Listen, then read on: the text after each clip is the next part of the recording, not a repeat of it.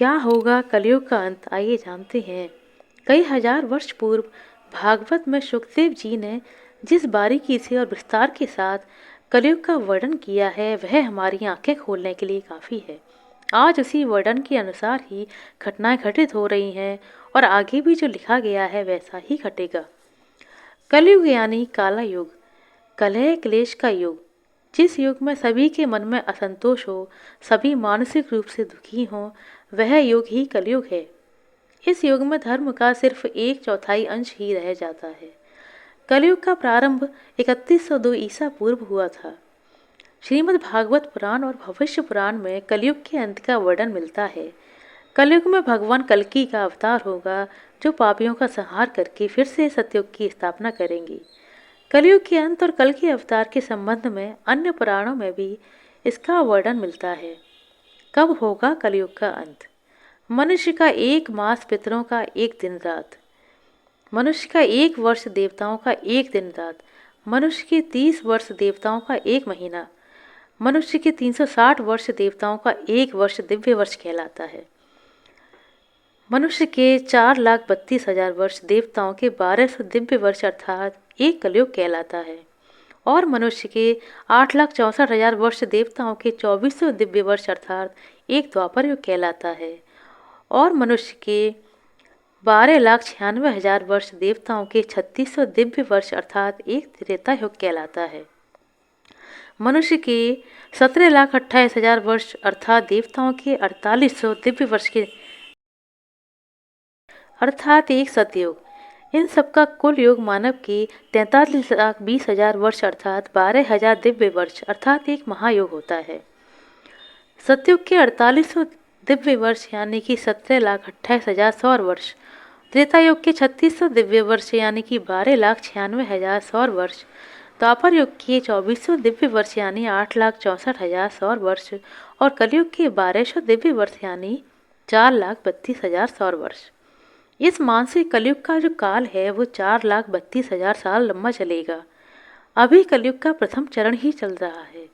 कलयुग का प्रारंभ 3102 ईसा पूर्व से हुआ था, जब 5 ग्रह मंगल, बुध, शुक्र, बृहस्पति और शनि मेष राशि पर 0 डिग्री पर आ गए थे। इसका मतलब 3100 धन 2016 यानी कि 5118 वर्ष कलयुग के बीत चुके हैं और 4,26,882 वर्ष अभी बाकी हैं। मनुष्य की औसत आयु 20 वर्ष रह जाएगी और 5 वर्ष की उम्र में स्त्री गर्भवती हो जाया करेगी। 16 वर्ष में लोग वृद्ध हो जाएंगे और 20 वर्ष में मृत्यु को प्राप्त हो जाएंगे। इंसान का शरीर घटकर बोना रह जाएगा। ब्रह्म वैवर्त पुराण में बताया गया है कि कलयुग में ऐसा समय आएगा जब इंसान की उम्र बहुत कम रह जाएगी, युवा अवस्था समाप्त हो जाएगी और कलयुग के प्रभाव से प्राणियों के शरीर छोटे छोटे, क्षीण और रोगग्रस्त होने लगेंगे। श्रीमद् भागवत के 12 स्कंद में कलयुग के धर्म के अंतर्गत श्री सुखदेव जी परीक्षित जी से कहते हैं, ज्यों ज्यों घोर कलयुग आता जाएगा त्यों त्यों उत्तरोत्तर धर्म, सत्य, पवित्रता, क्षमा, दया, आयु, बल और स्मरण शक्ति का लोप होता जाएगा। लोगों की उम्र कम होती जाएगी जब कलिकाल बढ़ता चला जाएगा। कलयुग के अंत में जिस समय कल की अवतार अवतरित होंगे उस समय मनुष्य की परम आयु केवल 20 या 30 वर्ष होगी। जिस समय कल की अवतार आएंगे, चारों वर्णों के लोग क्षुद्रों के समान यानी कि बौने हो जाएंगे। गायें भी बकरियों की तरह छोटी छोटी हो जाएंगी और कम दूध देने वाली हो जाएंगी। कलयुग के अंत में संसार की ऐसी दशा होगी कि अन्न नहीं उगेगा। लोग मांस मछली खाकर ही दिन गुजारेंगे और भेड़ बकरियों का दूध पिएंगे। गाय दिखना बंद हो जाएंगी, अगर होंगी तो बकरी के समान। एक समय ऐसा आएगा जब जमीन से अन्न उपजना बंद हो जाएगा और पेड़ों पर फल नहीं लगेंगे। धीरे धीरे सारी चीजें विलुप्त हो जाएंगी। स्त्रियां कठोर स्वभाव वाली हो जाएंगी, कड़वा बोलने वाली हो जाएंगी और पति की आज्ञा कभी नहीं मानेगी। जिस आदमी के पास धन होगा, स्त्री उसी के पास जाकर रहेगी। मनुष्यों का जो स्वभाव होगा वो गधों जैसा दुस्साह हो जाएगा। केवल गृहस्थी का भार ढोने लायक ही रह जाएगा। लोग विषयी हो जाएंगे, धर्म कर्म नहीं बचेगा, उसका लोप हो जाएगा। मनुष्य जप रहित हो जाएंगे, नास्तिक चोर हो जाएंगे, एक दूसरे को लूटने में लगे रहेंगे। समाज हिंसक हो जाएगा और जो लोग बलवान होंगे उनका राज चलेगा। मानवता नहीं बचेगी, रिश्ते खत्म हो जाएंगे और एक भाई दूसरे भाई को मार डालेगा। जुआ, शराब, परस्त्रीगमन, हिंसा ही धर्म होगा। पुत्रः पितृवधं कृत्वा पिता पुत्रवधं तथा निरुद्योगे बृहदादीना निंदा मुपलस्ते। मलेच्छीभूतं जगत् सर्वभविष्यति न संशयः, हस्तो हस्तं परिमुचेद युगान्ते समुस्थिते। पुत्र पिता का और पिता पुत्र का वध करके भी उद्विग्न नहीं होंगे। अपनी प्रशंसा के लिए लोग बड़ी बड़ी बातें बनाएंगे, लेकिन समाज में उनकी निंदा नहीं होगी। उस समय सारा जगत मलेच्छ हो जाएगा, एक हाथ दूसरे हाथ को ही लूट लेगा। कलयुग में लोग शास्त्रों से विमुख हो जाएंगे, अनैतिक साहित्य ही लोगों को पसंद आएगा, बुरी बातें, बुरे शब्दों का व्यवहार किया जाएगा। स्त्री और पुरुष दोनों अधर्मी हो जाएंगे। स्त्रियां पतिव्रता नहीं रहेंगी और पुरुष भी पत्नीव्रता नहीं होंगे। स्त्री पुरुषों से संबंधित सभी वैदिक नियम विलुप्त हो जाएंगे। श्रीमद् भागवत के 12 स्कंद में कलयुग के धर्म के अंतर्गत श्री सुखदेव जी कहते हैं कि ज्यों-ज्यों घोर कलयुग आता जाएगा, त्यों-त्यों स्मरण शक्ति का लोप होता जाएगा। बहुत समय तक सूखा रहने के बाद कलयुग में अंतिम समय में बहुत मोटी धारा से लगातार वर्षा होगी, जिससे चारों ओर पानी ही पानी हो जाएगा। समस्त पृथ्वी पर जल हो जाएगा और प्राणियों का अंत हो जाएगा। इसके बाद एक साथ 12 सूर्य उदय होंगे और उनके तेज से पृथ्वी सूख जाएगी। कलयुग के अंत में भयंकर तूफान और भूकंप ही चला करेंगे। लोग मकानों में नहीं रहेंगे, लोग गड्ढे खोद कर रहेंगे। धरती का 3 हाथ अंश अर्थात लगभग 4.5 फुट नीचे तक धरती का उपजाऊ अंश नष्ट हो जाएगा। भूकंप लगातार आया करेंगे। महाभारत में कलयुग के अंत में प्रलय होने का जिक्र है, लेकिन यह किसी जल प्रलय से नहीं बल्कि धरती पर लगातार बढ़ रही गर्मी से होगा। महाभारत के वन पर्व में उल्लेख मिलता है कि कलयुग के अंत में सूर्य का तेज इतना बढ़ जाएगा कि 7 समुद्र और नदियां सूख जाएंगी। संवर्तक नाम की अग्नि धरती को पाताल तक भस्म कर देगी।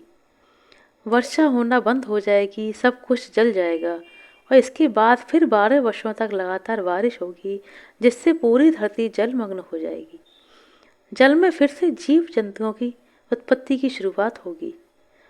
महर्षि व्यास के अनुसार कलयुग में मनुष्यों में वर्ण और आश्रम संबंधी प्रवृत्ति नहीं रहेगी। वेदों का कोई पालन नहीं करेगा और कलयुग में विवाह को धर्म नहीं माना जाएगा।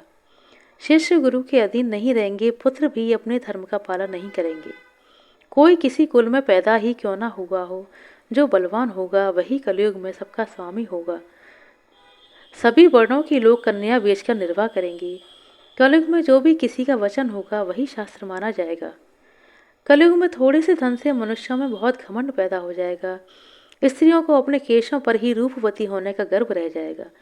कलयुग में स्त्रियां धनहीन पति को त्याग देंगी और धनवान पुरुष ही स्त्रियों का स्वामी होगा। जो अधिक देगा उसे ही मनुष्य अपना स्वामी मानेंगे। उस समय लोग प्रभुता के कारण ही संबंध रखेंगे। सारे रिश्ते नाते खराब हो जाएंगे। द्रव्य राशि घर बनाने में समाप्त हो जाएगी। दान पुण्य के काम नहीं होंगी और बुद्धि धन के संग्रह में ही लगी रहेगी। सारा धन उपभोग में ही समाप्त हो जाएगा और कलयुग की स्त्रियां अपने हाव भाव विलास में ही सारा धन व्यर्थ कर देंगी। अन्याय से धन पैदा करने वाले पुरुषों में उनकी आसक्ति हो जाएगी। कलयुग की प्रजा बाढ़ और सूखे के भय से हमेशा व्याकुल रहेगी। सभी के नेत्र आकाश की ओर लगे रहेंगे और वर्षा न होने से मनुष्य तपस्वी लोगों की तरह फल मूल पत्ते खाकर आत्महत्या कर लेंगे।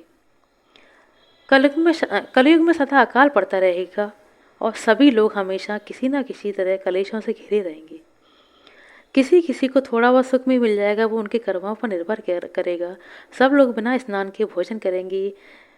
देव पूजा, अतिथि सत्कार, श्राद्ध और तर्पण की क्रिया कोई नहीं करेगा। कलयुग की स्त्रियां लोभी होंगी, नाटी होंगी, अधिक खाने वाली होंगी और मंद बुद्धि वाली होंगी। गुरुजनों और पति का आज्ञा सभी मनुष्यों में क्रोध और लालच की अधिकता हो जाएगी। कलयुग के अंत के समय बड़े बड़े भयंकर युद्ध होंगे। भारी वर्षा, प्रचंड आंधी और जोरों की गर्मी पड़ेगी। लोग खेती काट लेंगे, कपड़े चुरा लेंगे, पानी पीने का सामान और पेटियां भी चुरा ले जाएंगे। चोर अपने ही जैसे चोरों की संपत्ति चुराने लगेंगे। हत्यारों की भी हत्याएं होने लगेंगी और चोरों से चोरों का नाश हो जाने के कारण जनता का कल्याण होगा। युगांत काल में मनुष्यों की आयु थोड़ी सी अधिक बढ़कर 30 वर्ष की हो जाएगी। लोग दुर्बल, क्रोध, लोभ और बुढ़ापे और शोक से ग्रस्त रहेंगे। उस समय रोगों के कारण मनुष्य की इंद्रियां क्षीण हो जाएंगी और फिर धीरे धीरे लोग साधु पुरुषों की सेवा, दान, सत्य और प्राणियों की रक्षा की ओर लग जाएंगे और फिर से धर्म की स्थापना होगी। उस धर्म से लोगों के कल्याण की प्राप्ति होगी, लोगों के गुणों में परिवर्तन आने लगेगा और धर्म से लाभ होने का अनुमान मिलने लगेगा। फिर श्रेष्ठ क्या है, इस बात पर विचार करने से धर्म ही श्रेष्ठ दिखाई देगा। और जिस तरह क्रमशः धर्म की हानि हुई थी, उसी तरह धीरे धीरे प्रजा में धर्म की वृद्धि होगी। इस प्रकार धर्म को पूर्ण रूप से अपना लेने पर सब लोग सतयुग की तरफ पहुंचेंगे। आशा करते हैं दोस्तों आपको हमारे द्वारा दी गई छोटी सी जानकारी अच्छी लगी होगी। यदि वीडियो समझ में आया हो, अच्छा लगा हो तो कृपया लाइक करें, शेयर करें और चैनल पर नए हैं तो सब्सक्राइब कर लें। अपना कीमती समय देने के लिए बहुत बहुत धन्यवाद। मिलते हैं अगली वीडियो में, तब तक के लिए नमस्कार।